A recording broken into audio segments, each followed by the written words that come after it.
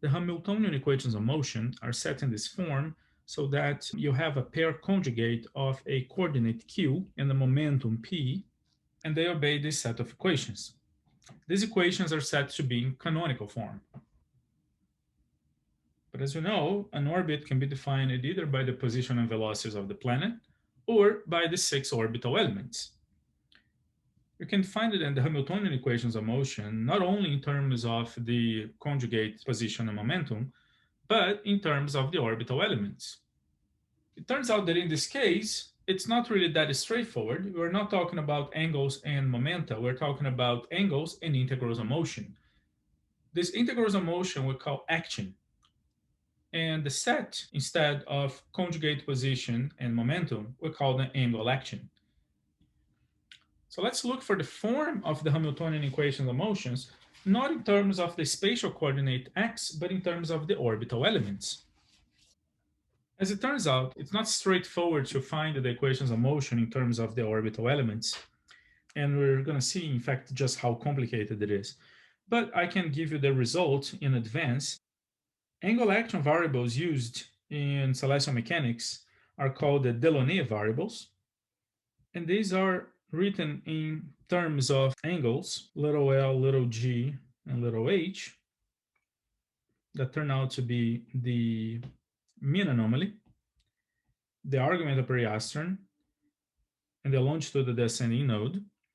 And the conjugate actions are big L, big G, and big H.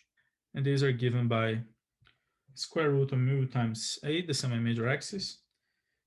The action big G is the action L times square root of 1 minus the square of the eccentricity. And the action H is the action G times the cosine of the inclination. As it turns out, these are integrals of motion. The L is the energy, the action G is the angular momentum, and the action big H is the vertical component of the angular momentum. And in terms of these variables, you can write the equation of motion in Hamiltonian form. If you write your set of coordinates as, let's call it theta, the vector theta, as L, G, and H, then your set of conjugate actions, let's call it J, being L, big G, and big H, then you can write the equations of motion in terms of the derivative of J is minus the derivative of the Hamiltonian in terms of theta, and the derivative of the angles in terms of the derivative of the Hamiltonian in terms of the action. So these are the equations of motion in angle action variables. And the question then is, what is the Hamiltonian and how we derive these Deloneau variables?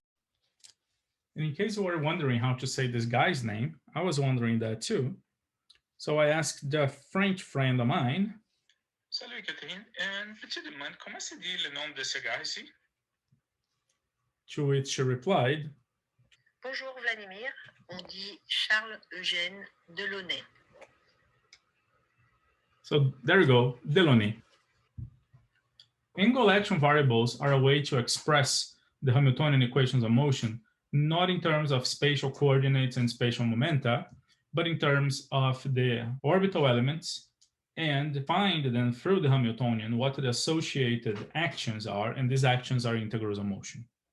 So let's find out exactly how we get to these Deloneau variables and how we can use them to solve problems in celestial mechanics, including Kozai-Liudov oscillations.